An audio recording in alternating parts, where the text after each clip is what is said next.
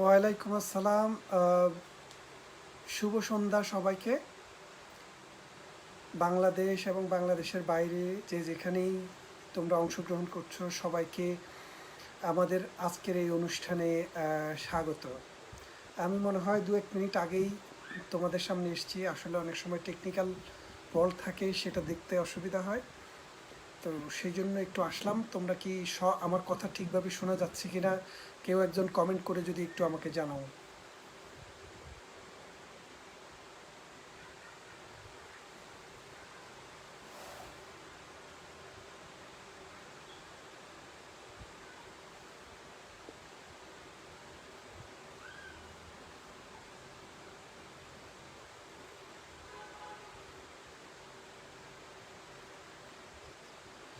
Thank you. আমি ভালো আছি। হাসান আল মেহেদি, সানজিদা সুলতানা নিশি, তারপর কাজী নাফিয়া মোসাররত। দেখি আমি আমার ল্যাপটপও ইন করি, দেখি তোমাদের এই কীভাবে দেখতে পারি। টেকনিক্যাল নলেজ খুব বেশি নেই তোমাদের এই আধুনিক প্রজন্মের মতো।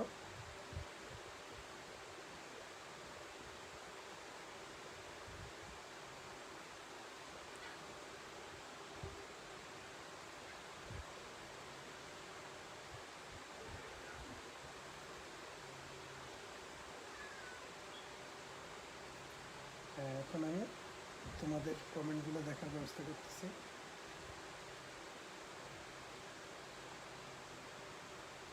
হ্যাঁ, তো তোমাদের আজকের আমাদের যে আলোচনা বা তোমাদের প্রশ্নের উত্তর, তোমাদের সাথে আমার ব্যক্তিগত ছাত্র জীবনের অভিজ্ঞতা এবং ব্যারিস্টার হওয়া, সলিসিটর হওয়া, এদেশে আসা, আইন পেশায় নিয়োজিত হওয়া, এইসব নিয়ে অনেক কিছু শেয়ার করতে চাই। তো তোমাদের এই অনুষ্ঠানটি আয়োজন করেছেন নাসরিন, যাকে তোমরা চিনো। তোমাদের এই প্রতিষ্ঠানটি যিনি প্রতিষ্ঠা করেছেন তাকে অনেক অনেক ধন্যবাদ, শুভেচ্ছা। তোমাদের মতো নতুন ভাই বোনদের সাথে আমাকে পরিচয় করে দেওয়া, তোমাদের সাথে কথা বলতে পারা, এটা আমার জন্য অনেকটা ইন্সপায়ারিং। তো আমি ভালো আছি। ইন্তেসার, পড়তে একটু কষ্ট হয় আমার, আমি লাইভ করতেছি মোবাইল থেকে, যার জন্য একটু দূরে থেকে দেখতে সমস্যা হয়। নাম যদি ভুল হয় আগে থেকেই ক্ষমা চেয়ে নিচ্ছি তোমাদের সবার কাছ থেকে। তো আজকে আমি এখনই 3-4টা বাজলো, এখন আমি শুরু করতে পারি।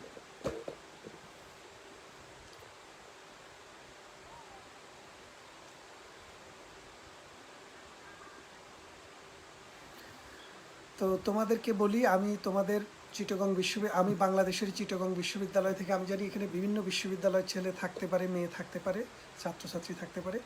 তো সেই জন্য আমি আমার নিজের পরিচয়টা দিয়ে নিই। যদিও তোমরা আগে ফেসবুকে দেখেছো যে আমি চট্টগ্রাম বিশ্ববিদ্যালয় থেকে 1994-95 ব্যাচে 2001 সালে এলএলএম কমপ্লিট করেছি, এলএলবি অনার্স করেছি 2000 সালে।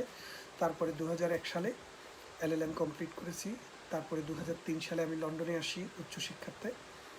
তারপরে আমি এখানে এসে পাবদার এলএলবি অনার্স করেছি লন্ডন ইউনিভার্সিটি থেকে। তারপর ইউনিভার্সিটি অফ ওয়েস্ট লন্ডন থেকে আমি এলএলএম করেছি। তারপরে Bristol university of West of England থেকে আমি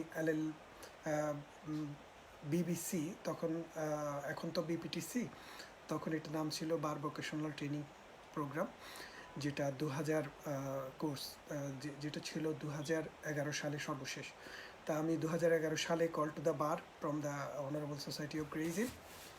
পরবর্তীতে আমি 2013 সালে সলিসিটর হিসেবে এনরোল হয়েছি, এবং 2014 সাল থেকে আমি প্র্যাকটিসিং সলিসিটর হিসেবে আছি। তারপরে দুটি ল ফার্মে আমি প্রিন্সিপাল সলিসিটর হিসেবে কাজ করেছি। একটি সলিসিটর ফার্মে এখনও আমি কাজ করছি। আমার এটা ব্যক্তিগত নিজস্ব পাম। আমার সাথে চিটাগং বিশ্ববিদ্যালয়ের আরেকজন বড় ভাই আছেন, সালেকিন, সিরাজুল সালেকিন। তো এখন আমি তোমাদেরকে প্রাইমারিলি যে কথাটি বলতে চাই, তোমরা যারা ল পড়ো বা আইন পেশায় আসো, তাদের কিন্তু প্রত্যেকের কিন্তু একটা নির্দিষ্ট একটা এইম থাকে। সেই এইমটা হচ্ছে হয় বারে যাবে, না হয় বেঞ্চে যাবে। বারে যেতে হলে তোমাকে বার করতে হবে বা অ্যাডভোকেট হতে হবে, আর বেঞ্চে যেতে হলে তোমাকে লোয়ার কোর্টের লোয়ার জুডিশিয়ারিতে তুমি জাজ হিসেবে বিসিএস দিয়ে জয়েন করতে পারো, অথবা হায়ার জুডিশিয়ারিতে 10 বছরের প্র্যাকটিসের পর তুমি জাজ হিসেবে জয়েন করতে পারো। তো সেই ক্ষেত্রে তোমাদের সবারই একটা ফ্যাসিনেশন থাকে ব্যারিস্টার হওয়া, বিকজ বাংলাদেশ আমরা কলোনিয়াল লেগাসির কারণে ব্যারিস্টার শব্দটার সাথে আমাদের আইন পেশার সব মানুষ আমরা পরিচিত। তো আজকে তোমাদের প্রশ্নের উত্তর আমি তোমাদের ইচ্ছার উপরে ভিত্তি করে, তোমাদের প্রশ্নের উপরে ভিত্তি করে দিতে চাই। তোমাদের যদি কোনো প্রশ্ন থাকে তোমরা প্রশ্ন করতে পারো এখন থেকেই, মানে ইন্টারেক্টিভ হবে। তোমাদের যদি প্রশ্ন থাকে, না হয়তো আমি আমার কথাই বলে যাব, এতে হয়তো তোমাদের কোনোই উপকার হবে না। কিন্তু আমি চাই তোমাদের মনের আইন পেশাতে যাওয়া, লন্ডনে আসা, পড়াশোনা করা, এইসব নিয়ে যদি কোনো প্রশ্ন থাকে তোমরা এখানে লিখো। আমি তোমাদের সেই মতো একজন একজন করে প্রশ্নগুলোর আনসার দেবো ইনশাল্লাহ।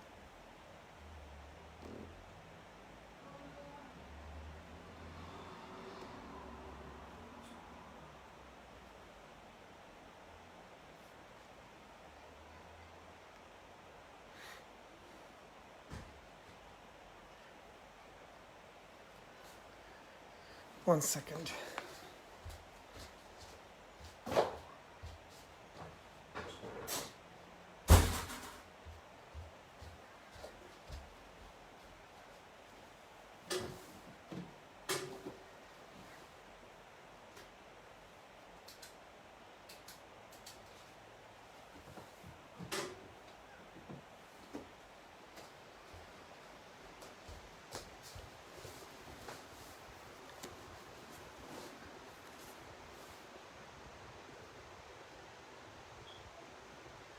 আসলে আবু রায়হান রনি লিখেছে, I want to know about C law. আসলে সি ল, তুমি তোমার যে কোনো একটা স্পেসিফিকেশান, যেমন মনে করো বাংলাদেশে যদি কেউ ডাক্তার হতে চায়, কেউ শিশুরোগ বিশেষজ্ঞ, কেউ প্রসূতি রোগ বিশেষজ্ঞ, কেউ ক্যান্সার বিশেষজ্ঞ, কেউ নিউরোলজি বিশেষজ্ঞ, কিন্তু সত্যিকার অর্থে প্রথমে তাকে কিন্তু এমবিবিএস ডাক্তার হতে হয়। ডাক্তার হওয়ার পর যার যেই জায়গাটি কমফোর্ট, সেই বিষয়ের উপরে উচ্চতর গবেষণা করে, পড়াশোনা করে এবং সেই বিষয়ে এক্সপার্ট হয়।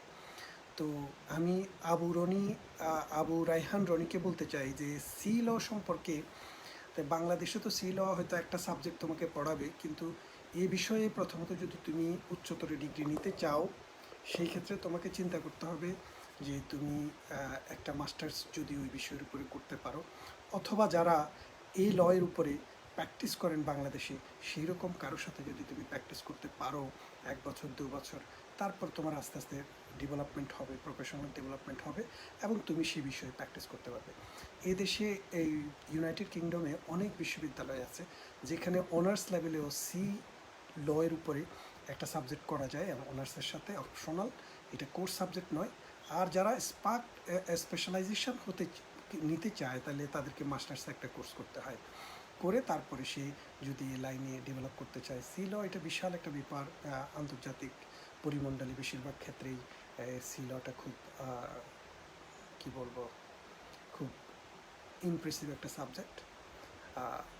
ইন্টারন্যাশনাল মেরিটাইম ল, আমাদের চিটাগং বিশ্ববিদ্যালয়ে ইন্টারন্যাশনাল মেরিটাইম ল এর উপরে একজন টিচারও আছেন, যিনি ডক্টর আবদুল্লাহ ফারুক, আমার জানা মতে উনি এই বিষয়ের উপরে অনেক পড়াশোনা করেছেন। ওনার এই বিষয়ে আমি যতটা জানি একটা বইও তিনি লিখেছেন। তো আসলে আমি একটা জিনিস বলতে চাই, তোমাদের অনেকেরই ধারণা যে বাংলাদেশে যে এলএলবি ডিগ্রি করার পর তোমরা যারা ব্যারিস্টার হতে চাও, তারপরে তোমাদেরকে আর কোনো ডিগ্রি করতে হয় কি না, এটা একটা বিষয়। তো সেই বিষয়টা তোমাদেরকে জানতে হবে যে বাংলাদেশ থেকে যারা ল গ্রাজুয়েট হও বা অ্যাডভোকেট হয়ে বাংলাদেশে প্র্যাকটিস করো, তোমাদের জন্য এই দেশে ব্যারিস্টার হওয়ার জন্য বা মানে 3টা পথ খোলা। প্রথম যে পথটি, সেটি হচ্ছে এই দেশে ইউনাইটেড কিংডমের রেকগনাইজ একটি ল ডিগ্রি করা। আমি বলছি এই যে জীবন শর্মা, তো প্রথম পথটাই হচ্ছে তোমাকে একটি গ্র্যাজুয়েট ডিগ্রি করতে হবে, ল ডিগ্রি, ইউনাইটেড কিংডম থেকে। সেটি যে ইউনাইটেড কিংডম থেকেই করতে হবে এমন কোনো কথা নেই। ইউনাইটেড কিংডম যেটাকে রেকগনাইজ করে এরকম কিছু ইউনিভার্সিটি বাংলাদেশেও আছে, যেমন ভুঁইয়া একাডেমি আছে, তারপরে নিউ ক্যাসেল একাডেমি, এরকম কিছু প্রতিষ্ঠান আছে যারা ইউনাইটেড কিংডমের bar council, British bar council acknowledge করে, রেকগনাইজ করে এরকম কিছু প্রতিষ্ঠানের ডিগ্রি করিয়ে থাকেন। সেই ক্ষেত্রে তোমরা যদি কেউ এলএলবি অনার্স সেখান থেকে কমপ্লিট করতে পারো, তাহলে তোমাকে এখানে এসে সরাসরি বার করলেই হবে। আর যদি তুমি সেই ডিগ্রিটি বাংলাদেশ থেকে করে আসতে না পারো, এখানে আরও একটি বিষয় আছে, London university external LLB honours degree আছে, সেটিও যদি বাংলাদেশে বসে তুমি তোমরা কেউ কমপ্লিট করতে পারো, তারপরে যখন লন্ডনে আসবে তোমরা বার করে বাংলাদেশে, বারের কোর্সটা হচ্ছে মাত্র 1 বছর। 8টা ইনস্টিটিউট আছে ইউনাইটেড কিংডমে। একটি হচ্ছে কলেজ অফ ল, যেটি ইউনিভার্সিটি অফ ল নামে এখন ধারণ করেছে, একটি হলো বিপিপি ইউনিভার্সিটি, একটি হলো ক্যাপলান ইউনিভার্সিটি। সবচেয়ে বেশি স্টুডেন্ট যারা নেই সেটি হচ্ছে সিটি ইউনিভার্সিটি। তারপরে আছে university of West of England Bristol, যেটিকে ইউডব্লিউই বলে। তারপরে একটি ইউনিভার্সিটি আছে সেটি হচ্ছে কার্ডিফ। তারপরে একটি ইউনিভার্সিটি আছে metropolitan university, Manchester metropolitan university. তারপর আরেকটি ইউনিভার্সিটি সেটি হচ্ছে নটিংহাম ট্রেন্ট ইউনিভার্সিটি। এর যে কোনো একটা ইউনিভার্সিটিতে তুমি বার প্রোগ্রামটি 1 বছরে কমপ্লিট করতে পারো। তো দ্বিতীয় যে প্রোগ্রামটি যে বা দ্বিতীয়ভাবে যেটি করা যায় সেটা হচ্ছে বাংলাদেশ থেকে কোনো লোক যদি ল ছাড়া অন্য কোনো ডিসিপ্লিন থেকেও যদি তিনি এই দেশে এসে সিপিই, কমন প্রফেশনাল এক্সাম নামে একটি পরীক্ষা আছে, সেই পরীক্ষাটি যদি তিনি এখানে দেন, পাশ করেন, তারপর তিনি এখান থেকে ডাইরেক্ট বার করতে পারেন। তবে সিপিই, কমন প্রফেশনাল এক্সাম যে পরীক্ষাটি, এটি 1 বছরের ভিতরে 9টি পরীক্ষা দিতে হয়। ওভারসিজ থেকে আসা একজন স্টুডেন্টের পক্ষে ফুল টাইম 9টি সাবজেক্ট, 8টা কোর মডিউল, একটা অপশনাল সহ 9টি সাবজেক্টে পাশ করা, এটা খুবই কঠিন, মানে অনেক কঠিন, অসম্ভব নয়। দু একজনকে আমি দেখেছি করেছেন, তবে বেশিরভাগ ক্ষেত্রেই 1 বছরে এই প্রোগ্রামটি কমপ্লিট করা অনেক কঠিন। তাই তোমরা যদি এই পথটা না বেছে নিয়ে 2 বছরও এলএলবি করা যায়, এখানে যদি কেউ আসে বাংলাদেশে যদি তার ডিগ্রি থাকে, সে এখানে কিন্তু সিনিয়র স্ট্যাটাস নিয়ে 2 বছরে এলএলবি ডিগ্রি কমপ্লিট করতে পারে। সেই ডিগ্রিটি কমপ্লিট করার পরও এখানে বার প্রফেশনাল কোর্স করা যায়। তবে মনে রাখতে হবে যে মিনিমাম 2 এখানকার ডিগ্রিটাকে বলে lower second class. Lower second class, এটাও 50%-এর উপরে মার্কস পেতে হয় সাবজেক্টগুলোতে। এগুলার কতগুলো মানদণ্ড আছে, প্রত্যেকটা ইউনিভার্সিটি আলাদা আলাদা। তো সেই ক্ষেত্রে তুমি যদি এলএলবি অনার্স 2 বছরে বা 3 বছরে বা 4 বছরে যেভাবেই করো এখানে এসে, সেই ডিগ্রিটি দিয়ে করতে পারবে, অথবা সিপিই দিয়ে করতে পারবে। আর 3 নম্বর যে পদটি আছে, সেই পদটি হচ্ছে বাংলাদেশে যদি হাইকোর্টে কেউ প্র্যাকটিসিং লয়ার হিসেবে যদি এনরোল থাকে, সেই ক্ষেত্রে এই দেশে আসার পর এটাকে বলে বিটিটি, বার ট্রান্সফার টেস্ট। অর্থাৎ তুমি বাংলাদেশের বার কাউন্সিলের মেম্বার, সুপ্রিম কোর্ট বা হাইকোর্ট বার কাউন্সিলের মেম্বার হয়ে যদি 3 বছরের প্র্যাকটিসিং এক্সপিরিয়েন্স থাকে, তাহলে তুমি ইউনাইটেড কিংডমে এসে সরাসরি বিটিটি করতে পারবে। এটার জন্য বাংলাদেশ থেকেও রেজিস্ট্রেশন করা যায়। তবে দুঃখজনক হলেও সত্যি যে এই রুটটি খুবই কষ্টসাধ্য। পাস করার হার হচ্ছে মাত্র 2%। অর্থাৎ 100 জন যদি পরীক্ষা দেয়, তাহলে 2 জনের পাস করার সম্ভাবনা থাকে। সেই ক্ষেত্রে এই বিষয়টাতে খুব নিরুৎসাহিত করি আমি নিজেই দেখেছি, বাংলাদেশ থেকে আমার বন্ধু পরিচিতজন অনেকেই এসছে, তাদের বেশিরভাগই ফেল করেই এখান থেকে চলে গেছে। তো সেই ক্ষেত্রে আমি বলবো যে তৃতীয় যে পথ, এই পথটি খুবই কষ্টসাধ্য। শুধু কষ্টসাধ্য নয়, এখানে একটা বিষয় দেখতে হবে। দেখো, তুমি বাংলাদেশে পড়াশোনা করেছো, তোমার ইংলিশ হয়তো ভালো খারাপ না, কিন্তু তোমার তো আসলে কথাবার্তা বলা, তোমার যে চলাফেরা, তোমার জীবন ধারণ সব কিছু বাংলায়।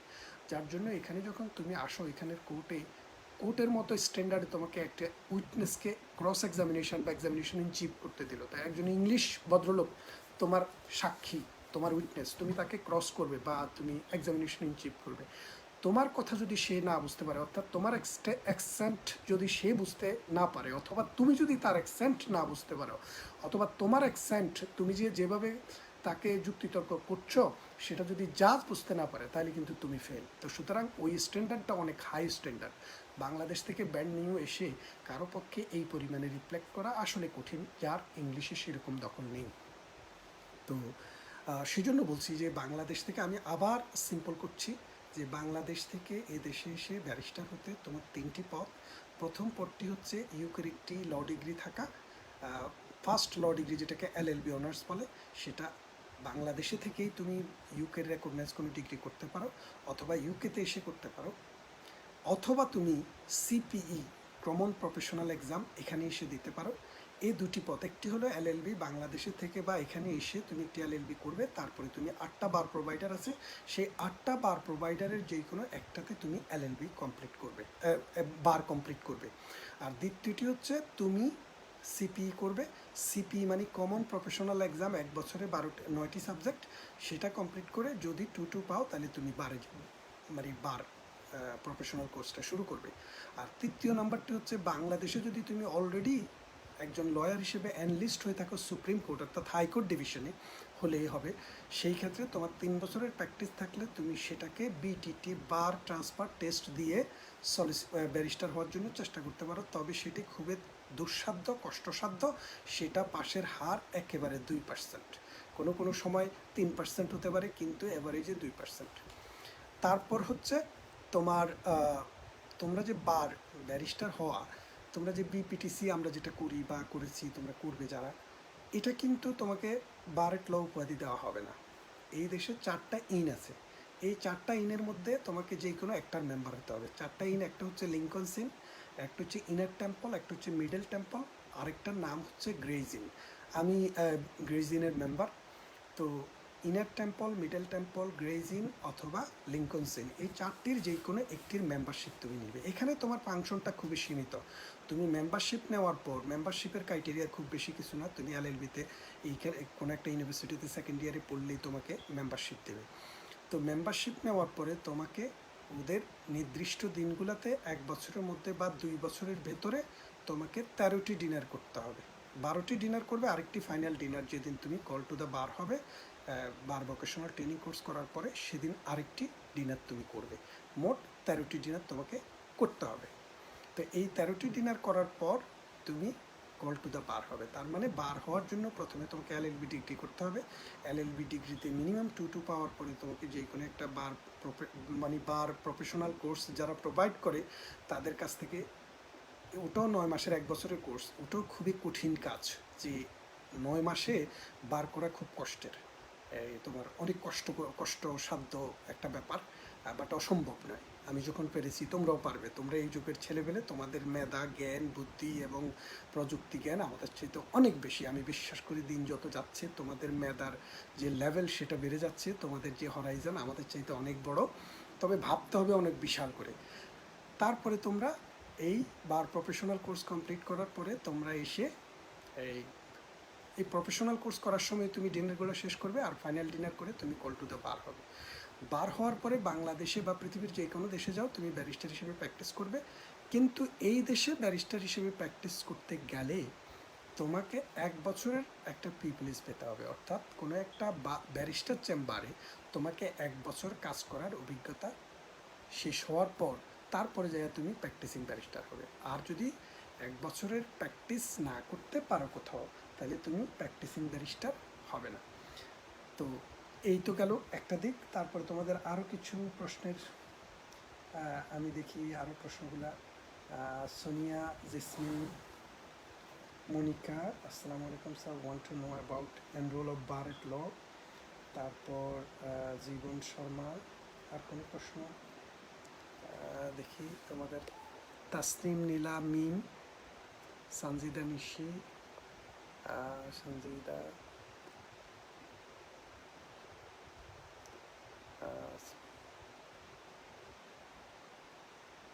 হ্যাঁ, তোমাদের আরও অনেকের প্রশ্ন আমি দেখে থাকছি যে হায়ার এডুকেশনের জন্য তোমাদেরকে কী করতে হবে।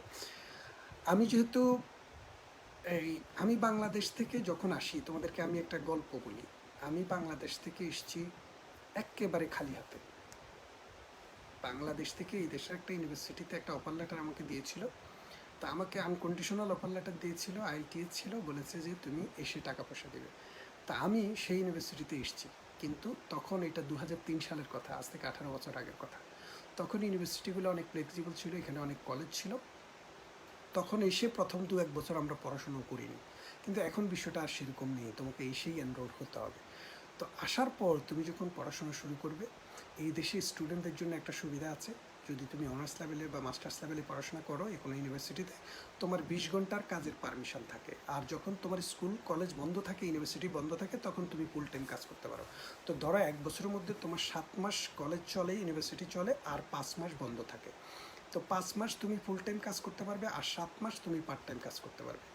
তোমাদের মতো একটা ছেলে বা একটা মেয়ে যখন এই দেশে আসবে, তোমাদের আগের মতো, এখন তো প্যান্ডেমিক সিচুয়েশান, এখন কথা অন্যরকম, কিন্তু আমরা দেখেছি এখানে ছেলেপেলেরা যদি কাজ করে, ফুল টাইম এবং পার্ট টাইম কাজ করে, 1 বছরে তার পক্ষে 10,000, 8 থেকে 10,000 পাউন্ড ইনকাম করা সম্ভব, যেটা প্রায় তার টিউশন ফির কাছাকাছি।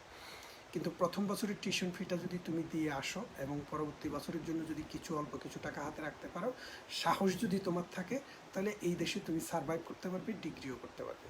আমি যখন এসেছি, আমি এলএলবি অনার্স করেছি ইউনিভার্সিটি অফ লন্ডন থেকে, 4 বছরে আমারও সেখানে মনে করো 20-25 হাজার পাউন্ড খরচ হয়েছে। তারপরে আমি এলএলএম করেছি university of West of England থেকে, সেখানেও আমার 12,000 পাউন্ড খরচ হয়েছে। বার করেছি ব্রিস্টল ইউনিভার্সিটি থেকে, সেখানেও আমার 18,000 পাউন্ড খরচ হয়েছে। তা আমি তো কোনো টাকা বাংলাদেশ থেকে এনে দেয়নি, সব টাকা কিন্তু এখানটাতেই, আমার বাড়ি এখানটাতেই, এখানেই অর্জন, এখানেই বিসর্জন।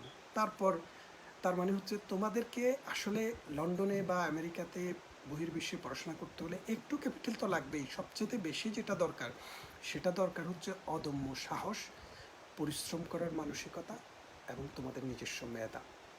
তোমার যদি মেধা থাকে, তোমার যদি অদম্য সাহস থাকে, পরিশ্রম করার মানসিকতা থাকে, এই লন্ডনে এসে পড়াশোনা করাটা খুব কঠিন কাজ নয়। একটা সময়ে ব্যারিস্টার হতো কারা? বাংলাদেশের খুব এলিট শ্রেণীর মানুষ, বড় বড় লোকের ছেলেরা, প্রেসিডেন্টের ছেলে, প্রধানমন্ত্রীর ছেলে, বা বাংলাদেশে খান চৌধুরী, এরকম বড় বড় পরিবারের ছেলেরা এসে এখানে বার করতো। কিন্তু সেই দিনটা এখন আর নেই। মানুষের যে শ্রেণী বৈষম্য, এটা অনেক আগে উঠে গেছে। তাই আমি বলছি, তোমাদের জন্য এখানে বার করার জন্য সবচাইতে বেশি দরকার যেটা, সেটা হচ্ছে মানসিকতা, সাহস, এবং তোমাদের পরিশ্রম করার মানসিকতা। ধরো তুমি যদি প্রথম বছরের ফুল টিউশন ফিটা বাংলাদেশ থেকে পে করে দিতে পারো, এবং কিছু টাকা হাতে করে নিয়ে সেখানে পড়াশোনা করতে পারো, 1 বছরের ভিতরে তুমি সুন্দর কাজ করে তুমি খাওয়া দাওয়া নিজের পয়সা চলতে পারবে, কারণ এখানে কাজ পাওয়া যায়। তবে প্যান্ডেমিকের পরে কি হবে সেটা অবশ্য অন্য এক সময় তোমাদেরকে আপডেট দেওয়া যাবে। আমিও এখনও জানি না যে প্যান্ডেমিকের পরে ইকোনমিটা কোথায় গিয়ে দাঁড়াবে, বিদেশি ছাত্রদের জন্য কাজের সুবিধাটা কেমন হবে। কিন্তু আমি মনে করি যত খারাপই হোক, স্টুডেন্টদের এখানে কাজ করার সুযোগ থাকবে, এবং স্টুডেন্টরা এখানে সার্ভাইভ করার মতো ভালো পসিবিলিটি থাকবে। তোমরা যদি মনে হয় যে আমি একটা ডিগ্রি নিতে চাই, আমি বার এট ল করতে চাই, আমি ছোটোবেলা থেকে স্বপ্ন দেখছি এলএলবি করব, এলএলএম করব, ব্যারিস্টার হব, তাহলে এই স্বপ্নকে জলাঞ্জলি দেওয়ার কোনো দরকার নেই। শুধুমাত্র তুমি প্রাথমিকভাবে এই দেশে আসতে গেলে 1 বছরের টিউশন ফিটা যদি কষ্ট করে জোগাড় করতে পারো, সেই টিউশন ফিটা দিয়ে তুমি 2 বছর কাজ করে 1 বছরের টিউশন ফি দেওয়া যায়। তো প্রথম বছর যেহেতু তুমি দিয়েই আসবে, তোমাকে ওই বছরের টাকা দিতে হচ্ছে না। তো তুমি যদি কিছু সঞ্চয় করতে পারো, পরবর্তী বছরের 3/2 টাকা তুমি খেয়ে পরেও জমা করতে পারবে। তো সেই হিসেবে তোমাদের এটা নিয়ে খুব টেনশন করতে হবে না। আর যাদের পিতামাতা খুব ধনী, যাদের পিতামাতা প্রতি বছর 8-10 লাখ টাকা দিতে পারে, 20 লাখ টাকা, 15 লাখ টাকা দিতে পারে, তাদের জন্য এইসব কোনো অ্যাডভাইসের দরকার নেই। শুধু একটাই অ্যাডভাইসের দরকার, যে এখানে আসলে একটু কষ্ট স্বীকার করে প্রথম কয়েকটা বছর ভালো করে পড়াশোনা করতে হবে। তো Tanzia Jahan Jannat, Iqra Nusrat, sir it is very nice hearing from you. তারপর আর কারো কিছু কথা আছে কিনা আমি একটু দেখে নিই।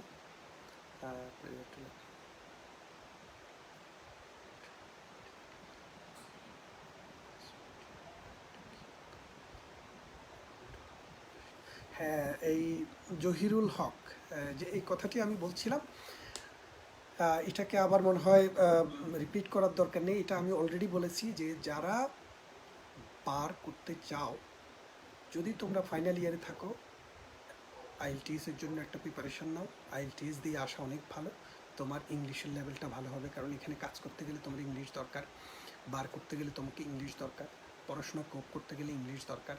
সেই জন্য যদি আইএলটিএসটা করে আসো, এটা তোমাদের জন্য অনেক একটা অ্যাডভান্টেজ হবে।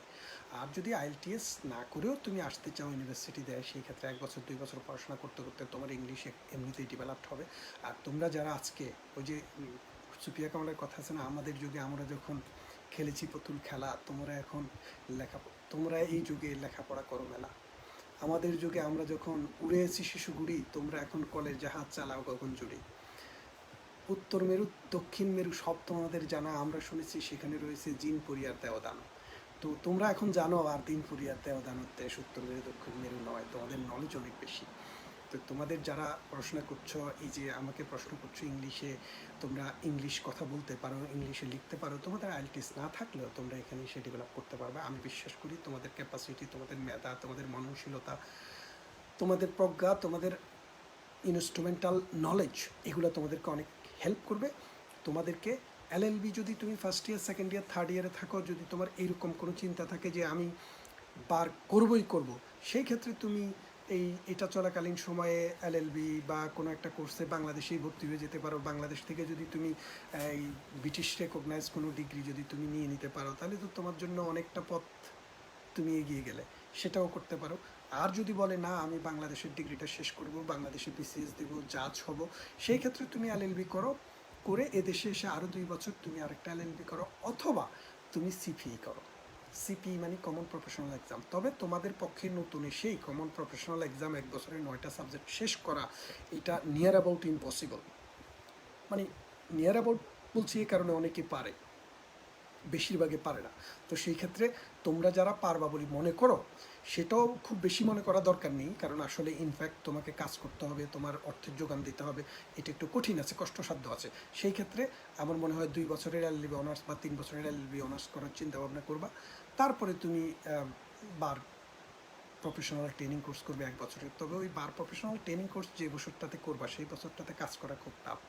আর বারের কোনো ডিগ্রি, বারের কোনো প্রোগ্রামই ইউকেতে এখন 17-18 হাজারের নিচে নেই। 18,000 পাউন্ড মানে 20 লাখ টাকার মতো। তো তুমি এলএলবিটা করা যত সহজে করে ফেলতে পারবে, বার প্রফেশনাল ট্রেনিং কোর্সটা যখন করতে যাবে, সেখানে কিন্তু তোমাকে একটু সময় নিতে হবে। অর্থাৎ যদি তুমি 2-3 বছর, তাড়াতাড়ি করে এলএলবি শেষ করার দরকার নেই। বাবার যদি টাকা থাকে তাহলে ঠিক আছে, তাড়াতাড়ি শেষ করে বার করে ফেলবে বাবার টাকা দিয়ে। কিন্তু নিজের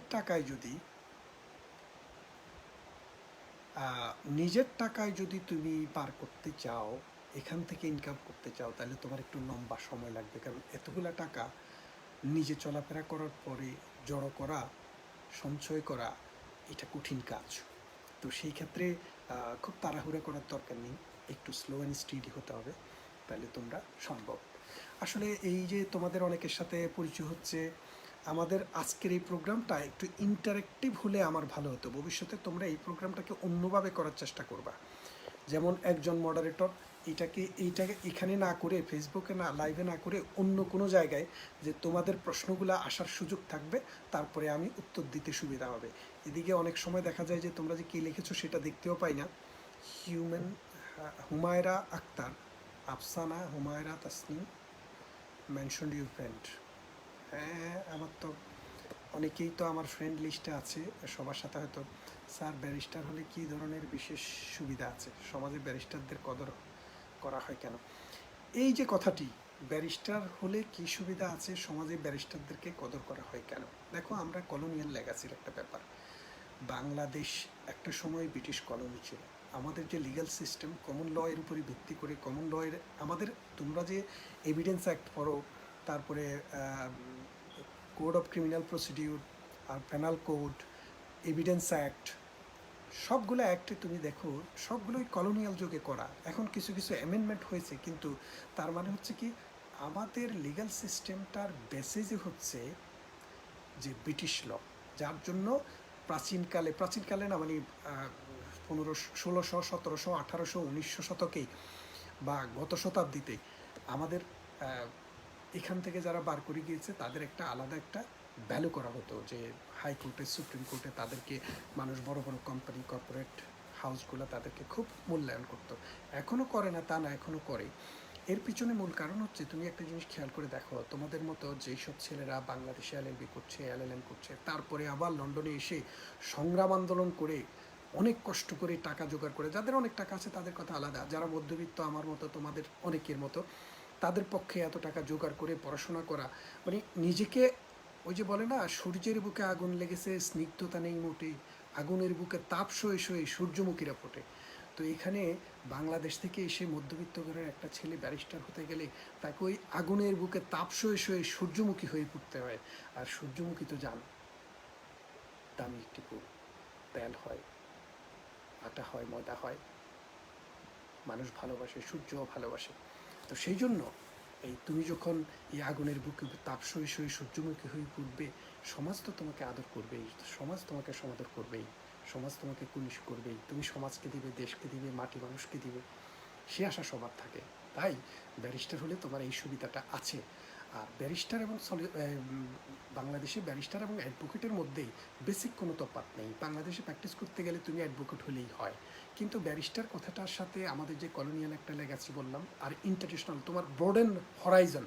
তুমি একটা জিনিস চিন্তা করে দেখো, তুমি যখন শুধুমাত্র তোমার গ্রামেই থাকো, তোমার যে জ্ঞান বুদ্ধি, তোমাদের লেভেল অফ আন্ডারস্ট্যান্ডিং, তোমার যে পৃথিবীকে দেখা, বিশ্বজোড়া পাঠশালা মোর সবার আমি ছাত্র, এই যে বিশ্বজোড়া পাঠশালা, তুমি একজন মানুষ হয়ে গেলে, ব্রিটিশ কলোনিয়াল লেগাসি শুধু নয়, ব্রিটেনের ডিগ্রি, ব্রিটিশ শিক্ষা ব্যবস্থা, পৃথিবীতে এখনও যদি তুমি 5টা শিক্ষা ব্যবস্থাকে পৃথিবীতে টপ ক্লাস ধরো, তাহলে ব্রিটেনের শিক্ষা ব্যবস্থাকে এখনও টপ ক্লাস দেওয়া হয়।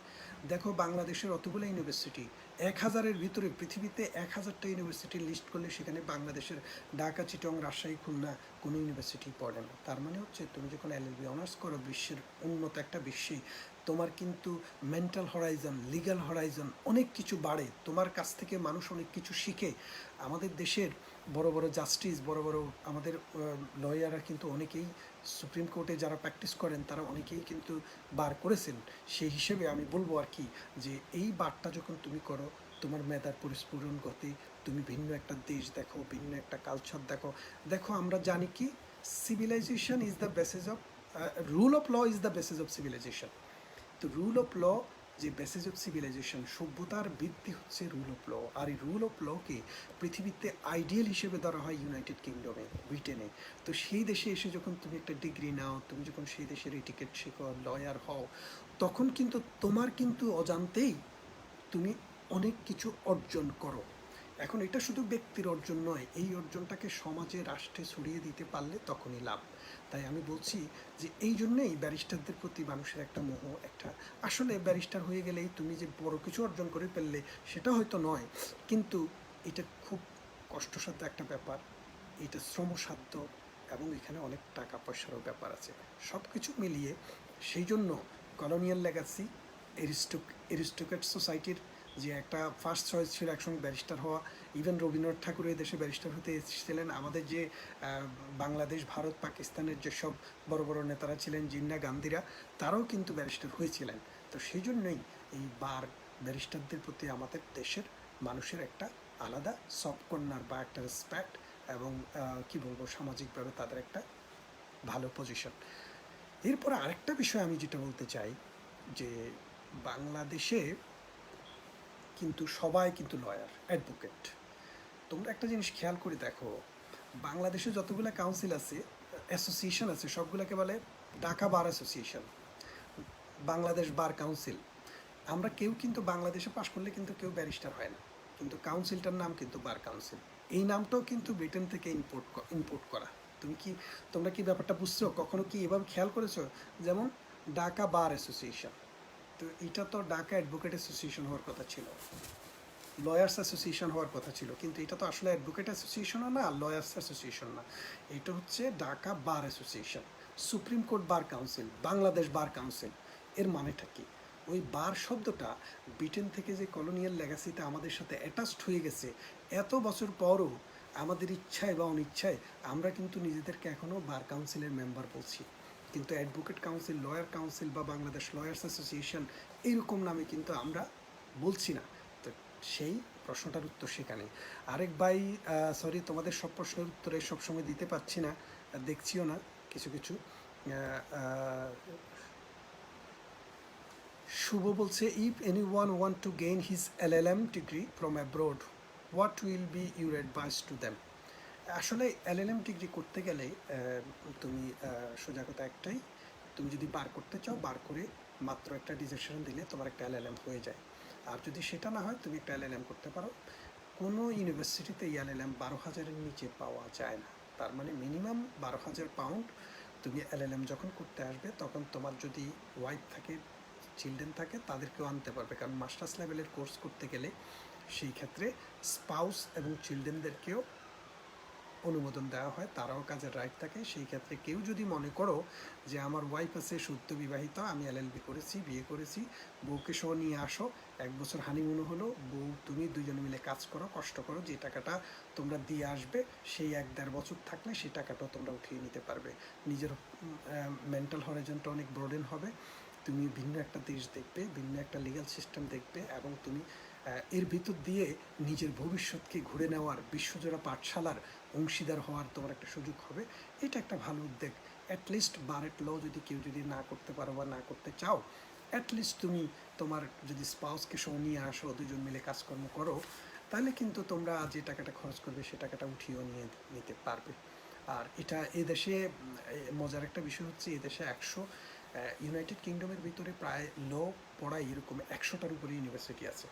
তো এই ইউনিভার্সিটিগুলোতে যে এলএলএম যেগুলো আছে, সেগুলোর বেশিরভাগ বিভিন্ন টাইপের এলএলএম। তুমি ইন্টারন্যাশনাল ব্যাংকিং অ্যান্ড ফাইন্যান্সে আমি করেছিলাম, তারপরে তুমি হিউম্যান রাইটসে করতে পারবে, তুমি ক্রিমিনাল লতে করতে পারবে। এমন কোনো আইন নেই যেটার উপরে তুমি এই দেশে মাস্টার্স করতে পারবে না। তাই বলছি, তোমার যদি ইচ্ছা থাকে তোমরা আসো, আমরা তোমাদেরকে ওয়েলকাম জানাই। আর তোমরা এদেশে আসলে ভয় করার কোনো কারণ নেই। অনেকে দেখো তোমাদেরকে ভয় ঢুকিয়ে দেবে, না, ভয় করার কোনো কারণ নেই। এই বিশ্বজোড়া পাঠশালায় তোমরা অংশীদার হও। এখানে তুমি ইনকাম করারও কিছু সুযোগ আছে। সুযোগ আছে বলতে, প্রাথমিকভাবে তোমাকে তো কিছু ইনভেস্ট করতেই হবে। তুমি যদি একটা কন্যার শপথ দাও, তোমার প্রাথমিকভাবে কিছু ইনভেস্ট করতে হয়। তুমি এত বড় একটা ডিগ্রি নিবে ব্রিটেন থেকে, ভবিষ্যৎ আরও অনেক কিছু করতে চাও, তুমি তোমার মেন্টাল হরাইজনকে ব্রডেন করতে চাও, তোমার প্রফেশনাল ইন্টিগ্রিটি বাড়াইতে চাও, প্রফেশনটাকে একটা উন্নত জায়গায় নিয়ে যেতে চাও, সেই ক্ষেত্রে তুমিও আশা করি এটাকে সেভাবেই দেখবে। তারপর আরেকজন হচ্ছে কাজী নাফিয়া, কি বলছো? অসীমকান্তিনাথ, দেবনাথ, শহীদুল। আচ্ছা, তারপরে আর কারো প্রশ্ন?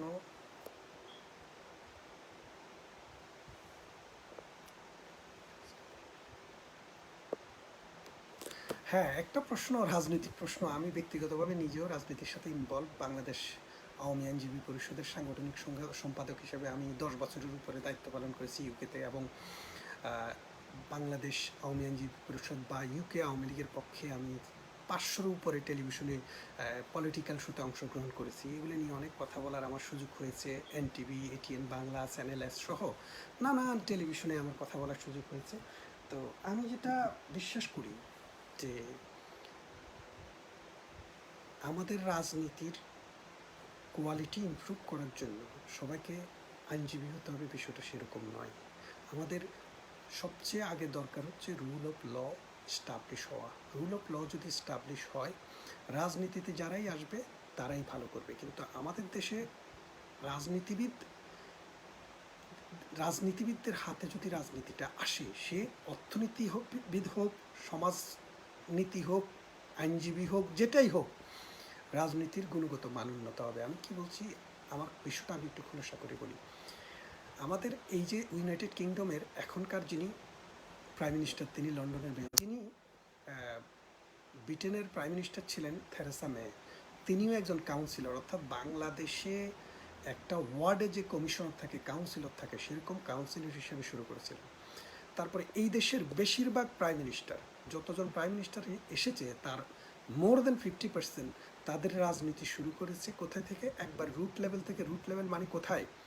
যে সে প্রাথমিকভাবে একটা ওয়ার্ডের মেম্বার হয়ে সেখান থেকে সে কাউন্সিলর হয়েছে, কাউন্সিলর হয়ে তারপরে রাজনীতি করতে করতে দেশের প্রাইম মিনিস্টার হয়েছে।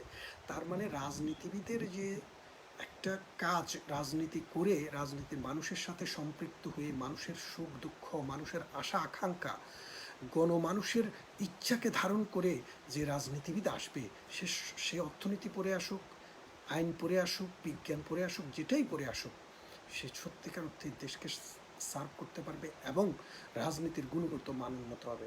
কিন্তু তোমরা দেখো বাংলাদেশের অবস্থাটা কি। বাংলাদেশের অবস্থাটা হচ্ছে রাজনীতিতে একেবারে রুট লেভেল থেকে উঠে আসা মানুষের সংখ্যা খুবই কম। এরকম মানুষ তুমি খুব কম পাবা। রাজনীতিতে তুমি যখন চাঁদের দেশ থেকে এসে কোনো একটা দলের মানে প্রধান হয়ে যাও, তুমি যখন চাঁদের দেশ থেকে এসে নির্বাচনে নমিনেশন পেয়ে যাও, তাহলে তো আমি বলবো যে রাজনীতির গুণগত মান কখনো উন্নত হবে না।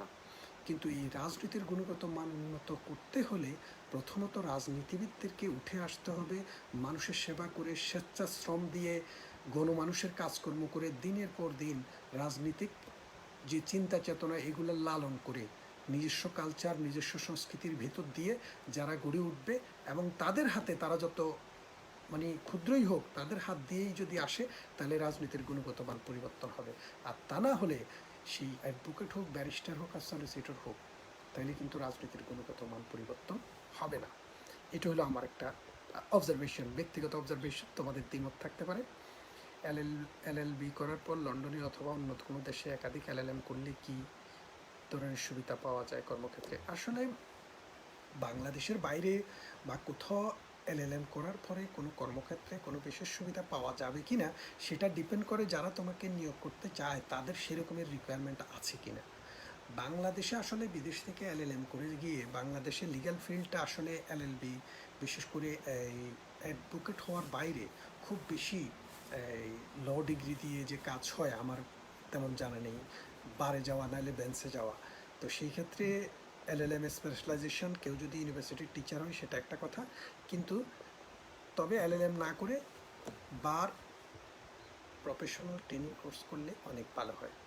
আচ্ছা, আরেকজন জহির আরেকটা প্রশ্ন করেছে রাজনীতি নিয়ে। আরেকটি প্রশ্ন, বাংলাদেশের রাজনীতির ভবিষ্যৎ কি? আসলে বাংলাদেশ একটা দুর্ভাগা দেশ। দুর্ভাগা দেশ বলছি কেন, আমাদের কবি শামসুর রহমান তার একটা কবিতায় বলেছিলেন, শতযুগের ঘন আদার গায়ে আজও আছে, সেই আদারি মানুষগুলো লড়াই করে বাঁচে। মনে আমার জ্বলসে উঠে ৭১-এর কথা, পাখির ডানায় লিখেছিলাম প্রিয় স্বাধীনতা। তো আমাদের গা এবং স্বাধীনতা এই দুইটা বিষয় বলছে শতযুগের ঘন আদার। এটা ৪০ বছর আগের লেখা কবিতা। ৪০ বছরে আদার কিন্তু অনেক কেটেছে। আমাদের রাজনীতির মান অত ভালো না, এটা আমরা বিশ্বাস করি, আমরা দেখছি। কিন্তু একটা জিনিস তোমাকে মানতে হবে, রাজনীতির মূল উদ্দেশ্য হচ্ছে সমাজ রাষ্ট্রকে পরিশুদ্ধভাবে ভালোর দিকে এগিয়ে নিয়ে যাওয়া, মানুষের অর্থনৈতিক মুক্তি সাধন করা, রুল অফ ল প্রতিষ্ঠা করা, মানুষ যেন আত্মসম্মান বোধ নিয়ে সুন্দরভাবে যার যার জায়গায় থেকে নিজের জীবনকে সুন্দরভাবে উপভোগ করতে পারে সেরকম একটা সিকিউর সমাজ তৈরি করা। তা আমরা অর্থনৈতিক সমৃদ্ধির দিকে অনেকটুকু গিয়েছি, কিন্তু সত্যিকার অর্থে যে গণতন্ত্রের যে সংজ্ঞা, গণতন্ত্রের ভিতর দিয়ে রুল অফ ল এর যে এস্টাবলিশমেন্ট, সেটাতে আমরা আশানুরূপ জায়গায় যেতে পারিনি। তা আমাদের এই না যাওয়ার কারণ অনেক, এটা পলিটিক্যাল একটা ডিবেট হয়ে যায়। এখানে দল নিরপেক্ষ, দল পক্ষ অনেক ছেলেবেলে আছে, সেরকম কথা বলতে গেলে অনেক সময় কেউ আঘাত পেতে পারে। আমি আসলে আজকে তার কাউকে রাজনৈতিক প্ল্যাটফর্মের মতো কথা বলে আঘাত দিতে চাই না, আমিও খুব সফট মানুষ। একটা জিনিস আমি বলবো যে বাংলাদেশ ১৯৭১ সালে স্বাধীন হয়েছে, পাকিস্তান ১৯৪৭ সালে ১৪ই আগস্ট স্বাধীন হয়েছে, ভারত ১৯৪৭ সালের ১৫ই আগস্ট স্বাধীন হয়েছে। এই ভারত নিরবচ্ছিন্নভাবে রাজনীতিবিদদের হাতে ক্ষমতা ছিল, যার জন্য একটা ডেকোরাম তৈরি হয়েছে। পাকিস্তান এবং বাংলাদেশ এই দুটি দেশ দুর্ভাগ্যজনকভাবে হলেও সত্য একাধিকবার নয় ৫-৬ বার ৭বারও এই রাষ্ট্র ক্ষমতায় আর্মিদের ইন্টারভেনশন হয়েছে। ইন্টারভেনশন হওয়ার পরে রাষ্ট্র রাজনীতির যে চরিত্র, সেই চরিত্রটা কিন্তু নষ্ট হয়ে গিয়েছে। একবার যদি চরিত্র নষ্ট হয় কোনো রাজনীতির, কোনো দেশের, কোনো জাতির, সেই চরিত্র ঠিক হতে যেই পরিমাণ সময়ে নষ্ট হয়েছে তার ৩ গুণ সময় বেশি পরিশ্রম করার পরে সেটা আবার ফিরে আসে। তাই আমি বলবো যে বাংলাদেশের রাজনীতি এখন সঠিক পথে নেই, কিন্তু বাংলাদেশের রাজনীতি সঠিক পথে আসবে না একথা আমি বিশ্বাস করি না। আমি বিশ্বাস করি তোমরা যারা আছো, তোমাদের মতো ছেলেমেয়েরা আগামী দিনের রাজনীতি করবে, অর্থনীতিতে কন্ট্রিবিউট করবে, সমাজ রাষ্ট্র দেশে তোমাদের মেধা, তোমাদের প্রতিভা এদেশের রাজনীতি, সমাজ, অর্থনীতিকে অনেক উপরে তুলে ধরবে। তাই আমি হতাশাবাদীদের দলে নয়, আমি আশাবাদীদের দলে। তোমরা তোমাদের জায়গা থেকে যার যার অবস্থান থেকে কাজ করো। আসলে রাষ্ট্রের জন্য কিন্তু শুধু রাজনীতি সচেতন মানুষ নয়, দরকার হচ্ছে বুদ্ধিবৃত্তি সম্পন্ন মানুষ, বুদ্ধির মুক্তি এবং চিন্তার স্বাধীনতা, এই দুইটা বিষয় মানুষের থাকতে হবে।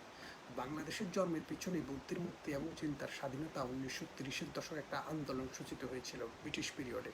সেই আন্দোলনটার ধারাবাহিকতায় বাংলাদেশে একটা সেকুলার গণতান্ত্রিক রাষ্ট্র হওয়া, জন্ম নেওয়ার অনেক ভূমিকা আছে। সেটা যদি আলাপ করতে যাই, সেটা অনেক একাডেমিক বড় আলোচনা, সেটা নিয়ে অনেক রেফারেন্স দিতে হবে, সেটা নিয়ে অনেক কথা বলতে হবে।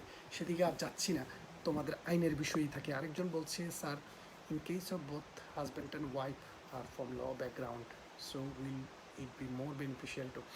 না, আসলে যে ব্যাকগ্রাউন্ডেরই হোক, যদি দুইজনের একজন একজন করে করতে চাও, খুব সোজা, দুজন একসাথে চলে আসো।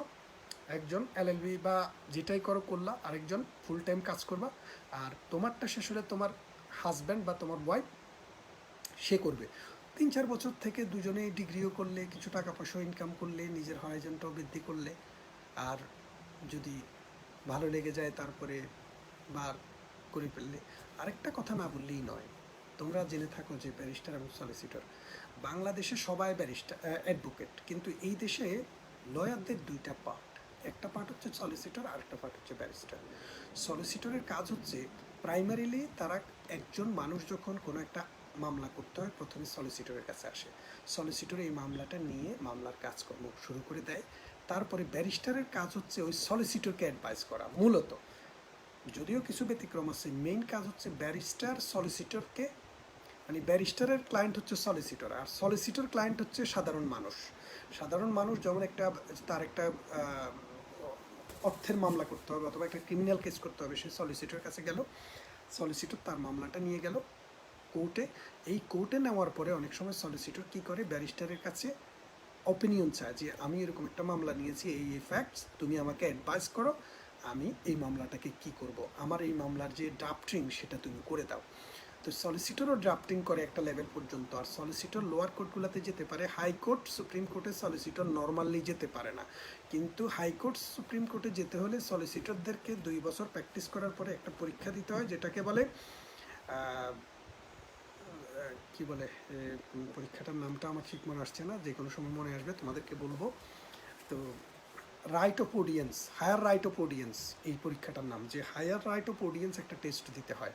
ওই টেস্টটাতে 3টা পরীক্ষা দিতে হয়, সেই 3টা পরীক্ষা যদি জয়লাভ করে, পাশ করে, তাহলে তারাও হাইকোর্ট পর্যন্ত প্র্যাকটিস করতে পারে, তারপরেও কিছু লিমিটেশন থাকে। আর ব্যারিস্টার যারা, তারা যেদিন বার কল টু দ্য বার হওয়ার পরে 1 বছর প্রিভিলেজ করার পর থেকে তারা যেই কোনো কোর্টে সরাসরি প্র্যাকটিস করতে পারে, ক্লায়েন্টকে সলিসিটরের মাধ্যমে অ্যাডভাইস করে, সরাসরি ক্লায়েন্টের সাথে দেখা করতে পারে, সলিসিটর সেটা ঠিক করে দেয়। আর কিছু কিছু ব্যারিস্টার আছে, এটাকে বলে পাবলিক অ্যাক্সেস, তারা পাবলিকের সাথে সরাসরি যোগাযোগ করতে পারে। তো আমাদের দেশে যেহেতু সলিসিটর এবং ব্যারিস্টার দুইটা আলাদা প্রফেশন নেই, সেই জন্য অনেকেই আসলে জানে না সলিসিটরটা কী। তবে সলিসিটর এবং ব্যারিস্টার দুইটাই লয়ার। সলিসিটর হচ্ছে, ব্যারিস্টার হচ্ছে একবারে হাইয়েস্ট লেভেলের ব্যারিস্টার, মানে লয়ার, আর এর পরেই হচ্ছে সলিসিটরদের অবস্থান। তবে সলিসিটররাও আজকাল হায়ার রাইট অফ অডিয়েন্স নিয়ে অ্যাডভোকেট কী বলে যে হিসেবে প্র্যাকটিস করতে পারে, আর নিচের কোর্টগুলোতে এমনিতেই সলিসিটররাও কেস হিয়ারিং করতে পারে। তারপরে তোমাদের প্রশ্নগুলো দেখি। অ্যাডভোকেট,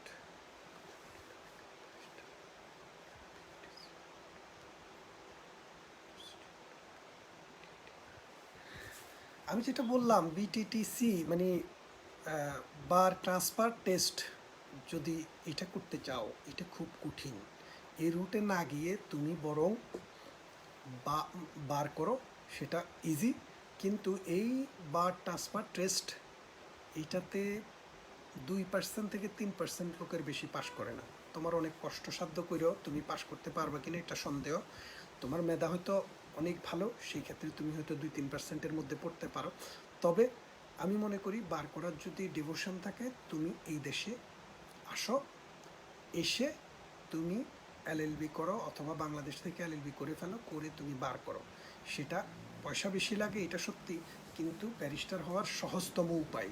আর বিটিটি যেটা তোমার, এটা খুব কঠিন, এই পথে বার করা অত সহজ না, তোমার অনেক কঠিন পথ পাড়ি দিতে হবে।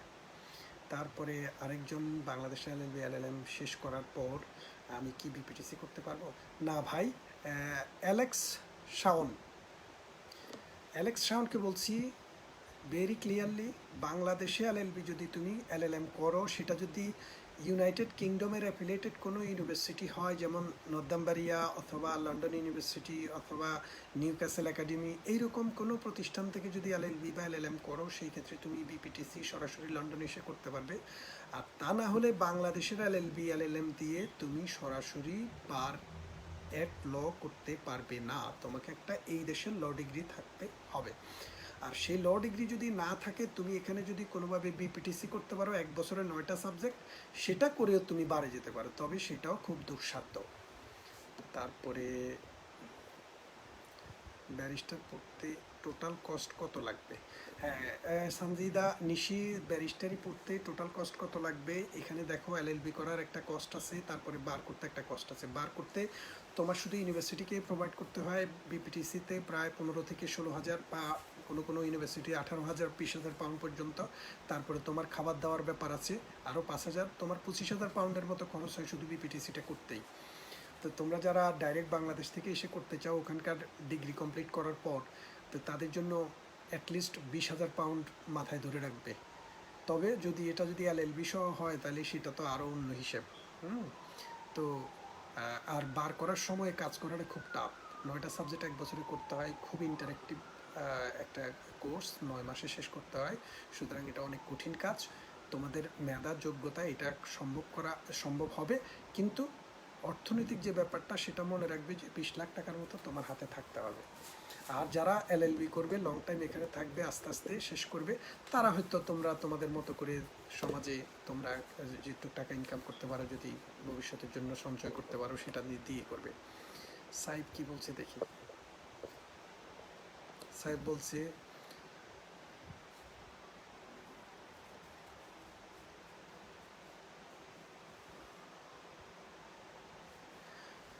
বাংলাদেশের জন্য যদি হয়, বাংলাদেশে তো আসলে স্পেশালাইজড ফিল্ডগুলোর মধ্যে হচ্ছে কোম্পানি ল, ব্যাংকিং সেক্টর, তারপরে ইন্টারন্যাশনাল মার্কেন্টাইল ল যেটা আছে সেগুলা।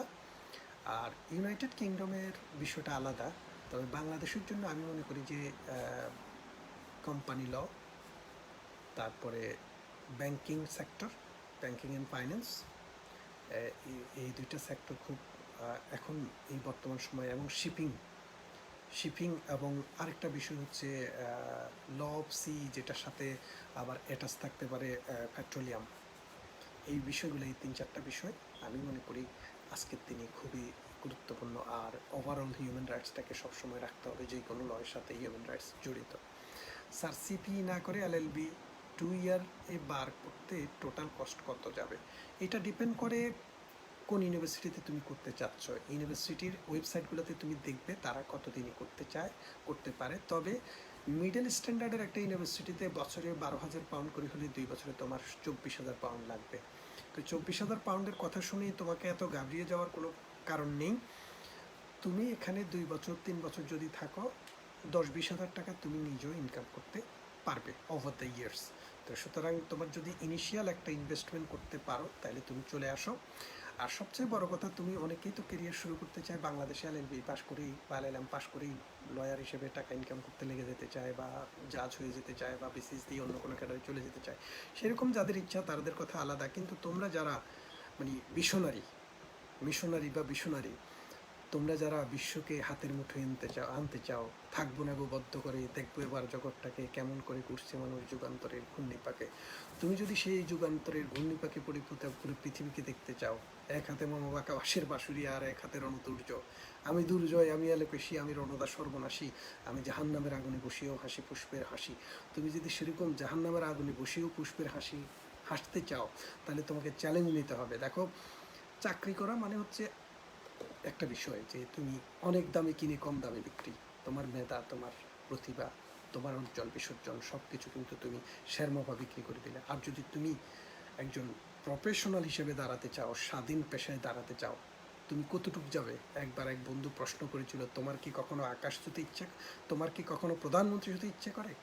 মুচকি হেসে বললাম, ইচ্ছে করে আকাশ ছুঁয়ে দেখি। তার মানে কি, আমি শুধু প্রধানমন্ত্রী হয়ে ক্ষান্ত হব না, আমি আকাশটা ছুঁয়ে দেখতে চাই। তো তোমার স্বপ্ন যদি হিমালয়ের পাদদেশ ছোঁয়ার ইচ্ছা থাকে, আকাশকে ছুঁয়ে দেখার ইচ্ছা থাকে, তুমি বেরিয়ে পড়ো।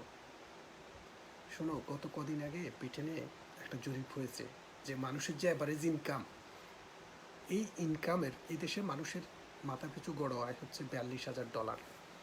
তো ওখানে বলছি যে মাথাপিছু গড় আয় না, অ্যাকচুয়াল যারা ইনকাম করে তাদের মধ্যে কোন ধরনের মানুষের ইনকাম বেশি।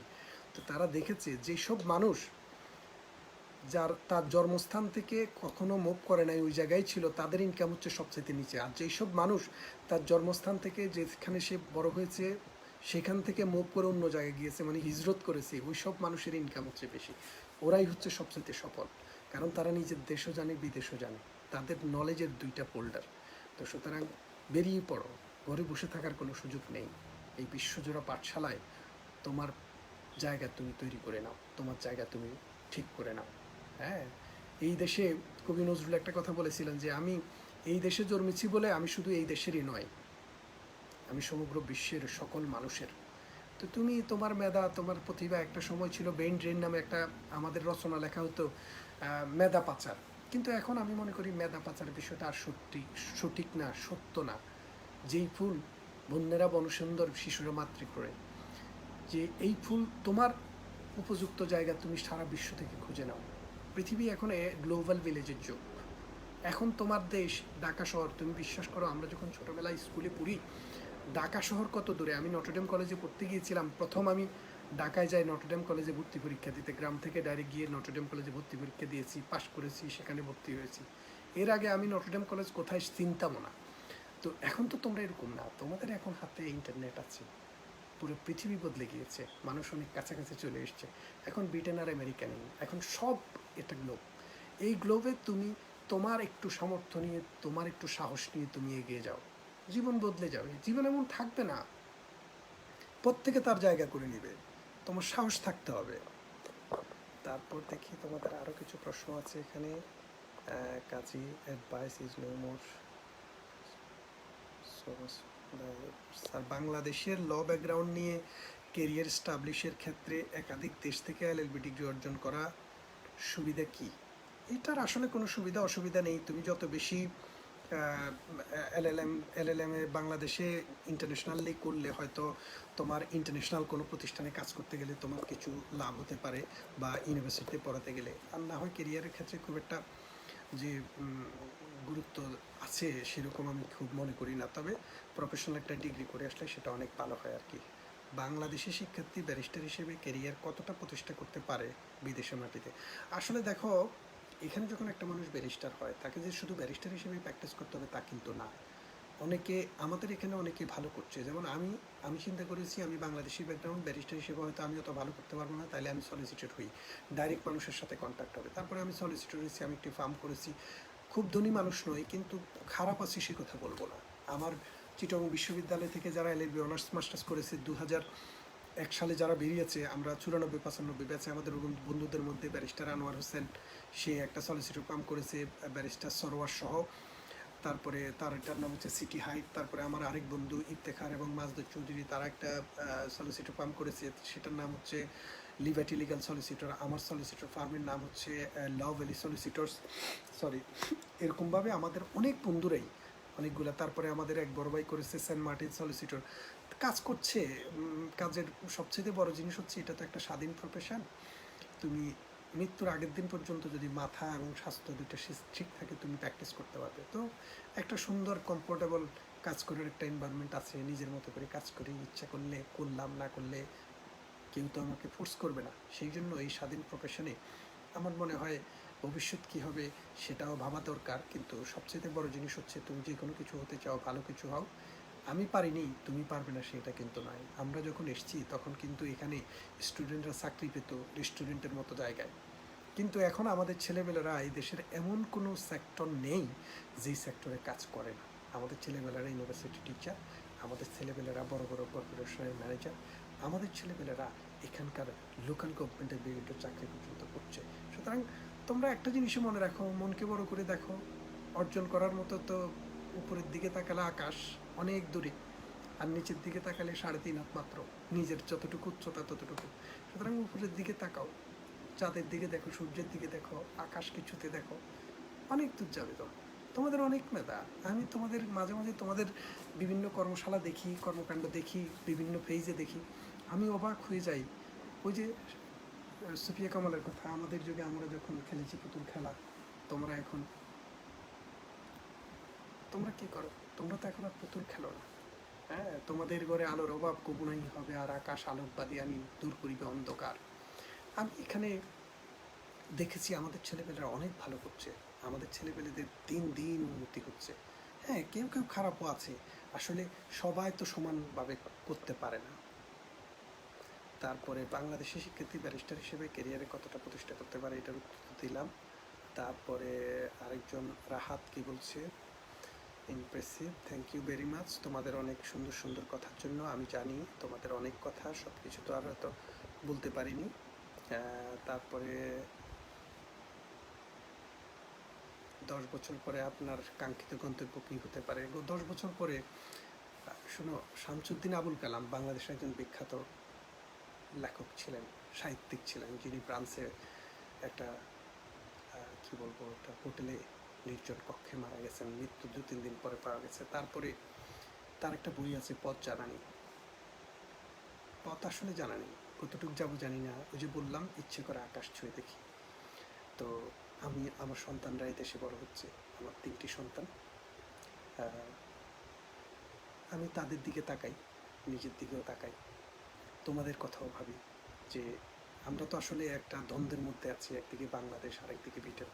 তো আমাদের সন্তানদের এখানে শিকড় অনেক শক্ত শক্ত হয়ে যাচ্ছে, কারণ জন্ম এখানে, বেড়ে ওঠা এখানে। সন্তানদের দিকে তাকাই, আমি যা পারিনি সেটা আমার সন্তানরা করবে। আমরা তো প্রথম প্রজন্ম, পৃথিবীতে সব দেশেই প্রথম প্রজন্মকে কষ্ট করতে হয়, দ্বিতীয় প্রজন্ম, তারপরের প্রজন্ম সেটা ভোগ করে। আমরা একটা ভিত্তি তৈরি করছি, আমরা ওই ভিত্তিভূমিতে থেকেও শান্তি পাই যদি পরবর্তী প্রজন্ম, তোমরা এসে যদি আরও ভালো কিছু করো। এই যে দেখো, আজকের কম্পিউটার অ্যাবাকাস দিয়ে শুরু হয়েছে। অ্যাবাকাস ছোট্ট একটা এই ক্যালকুলেটর মেশিন, এই অ্যাবাকাস থেকে শুরু করে আজকের যে আধুনিক যুগের কম্পিউটার, এটা একদিনে তৈরি হয়নি। বহু শতাব্দী ধরে অগণিত কবিদের গীতাঞ্জলি নিবেদনে বাংলা সাহিত্যের এই ঐশ্বর্যশালী ধারাটি পুষ্ট হয়ে উঠেছে।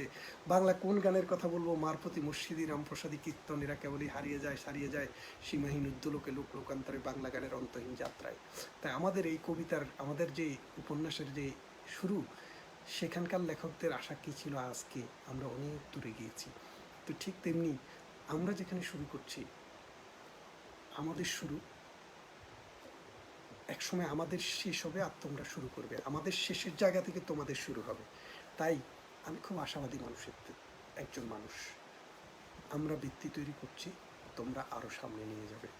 সুতরাং এই প্রশ্নের জবাব এইভাবেই আমি দিতে চাই যে 10 বছর পর আমি আমাকে আকাশ ছুঁয়ে দেখতে চাই, কিন্তু আকাশ যদি আমি ছুঁতে না পারি, তোমরা ছুঁবে। আকাশে ওঠার সিঁড়ি আমরা তৈরি করে দিয়ে যাব তোমাদের জন্য। আমাদের 4 জন এমপি পার্লামেন্টে, 4 জনে মেয়ে। আমি যেখানে বসবাস করি সেখানকারও যিনি আছেন তিনিও বাঙালি, মেয়ে রোশনরা আলী। এখানে আমিও পলিটিক্সের সাথে জড়িত। এখানকার ছোট্ট একটা ওয়ার্ডে আমি প্রেসিডেন্ট হিসেবে আছি লেবার পার্টির, উনি যে পার্টির। আমার ইচ্ছা আছে ভবিষ্যতে আমি এখান থেকে কাউন্সিলর নির্বাচন করব। তারপর যদি আরও উপরে যাওয়া যায়, সেটা তো আমার ইচ্ছার উপরে সবসময় নির্ভর করে না। আমি কতটা পারি, কতটা রিফ্লেক্ট করতে পারি। ব্যক্তির সীমাবদ্ধতা থাকে, ব্যক্তির অক্ষমতা থাকে, সবার অক্ষমতা থাকে না। কোনো ব্যক্তির হয়তো থাকে, আরেক ব্যক্তির থাকে না। আমার অক্ষমতা তোমাদের সক্ষমতায় সেটা উদ্ভাসিত হোক।